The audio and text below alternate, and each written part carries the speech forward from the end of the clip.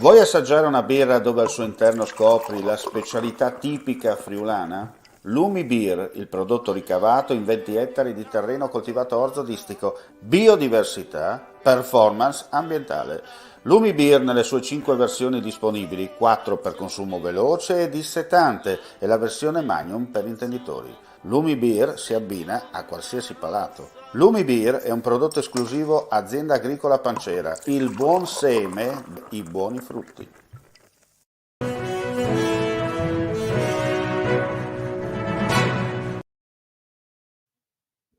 Un cordiale saluto gentili amici, ben ritrovati a questo primo appuntamento odierno con il live per quanto riguarda le notizie accadute in Friuli, Venezia Giulia. Apriamo subito con un'operazione in corso da parte della questura di Pordenone che hanno eseguito 3 ordinanze di custodia cautelare nei confronti di altrettante persone tra Friuli, Venezia Giulia e Veneto, ritenute responsabili di una rapina in villa compiuta proprio nel capoluogo del Friuli occidentale la sera dell'8 febbraio scorso ai danni di un'anziana imprenditrice come suo marito noti nella zona. La polizia ha anche eseguito 4 perquisizioni domiciliari nei confronti di altrettanti indagati in stato di libertà. Le operazioni sono state condotte dalla mobile di Pordenone in collaborazione con i colleghi di Venezia, Rovigo e Treviso. La donna fu bloccata in strada mentre stava portando fuori il cane e costretta a rientrare dove era stata brutalmente imbavagliata e legata ai polsi con nastro adesivo e infine chiusa in bagno. Le 2 ordinanze di custodia cautelare in carcere e quella dei domiciliari sono per i reati di rapina pluriaggravata e tentata rapina. In carcere, rispettivamente a Rovigo e Pordenone, sono stati rinchiusi SG, 78 anni, originario della Sardegna e residente ad Adria, pregiudicato per i reati di rapina in villa, che ha organizzato la rapina su commissione e in concorso. PN, 50 anni di Tiene, in provincia di Vicenza, ma residente a Cordenons, operatore nel settore edile. E agli arresti domiciliari invece DAD, 37 anni di Pordenone, uno degli esecutori della rapina.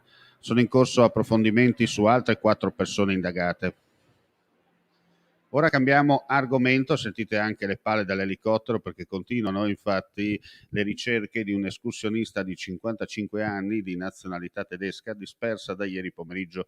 La donna è uscita di casa a Barcis dove è ospite da conoscenti per una camminata sul Monte Laura, probabilmente verso Forcabassa. Tuttora in corso nella zona le ricerche mobilitate tutte le squadre di soccorso disponibili.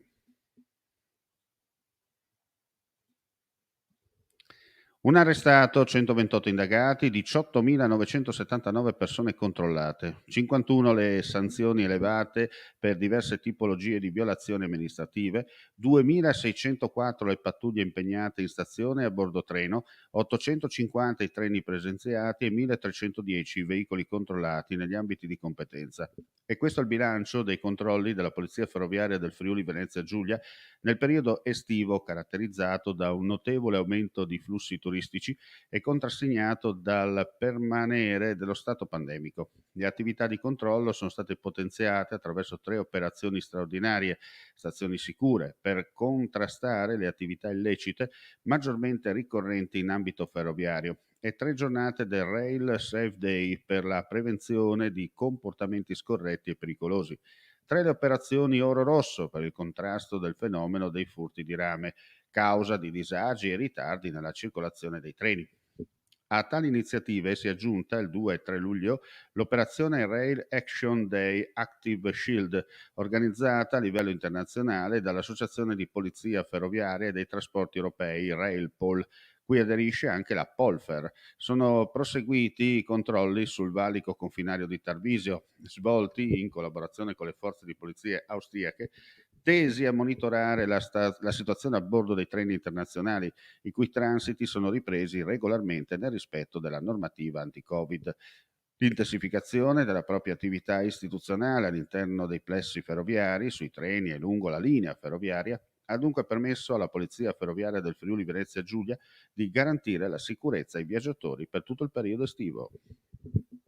E adesso andiamo a chiudere con un aggiornamento di cronaca Si sta normalizzando la situazione del traffico lungo la strada statale 13 Pontebana, nei pressi della rotatoria di Orgnano, dove questa mattina, poco dopo le 6, un mezzo pesante ha perso il carico che stava trasportando. Il tutto è finito sulla sede stradale, bloccando il traffico sia per chi proveniva da Codroipo, sia per coloro che provenivano da Udine. La situazione, come detto, si sta migliorando e tra poco, fa sapere FVG Strade, il tutto sarà sistemato, tornando alla normalità. E con questa notizia chiudiamo qui questa edizione flash del mattino. Vi ringraziamo come sempre per la visione all'ascolto. Ulteriori aggiornamenti sul nostro sito www.friulitv.net. Ehi, dico a te, vuoi un apparecchio acustico a costo zero? Acustica Friulana, via Visinale 16, Muzzana del Turniano, Udine. Telefono 334 27 67 731.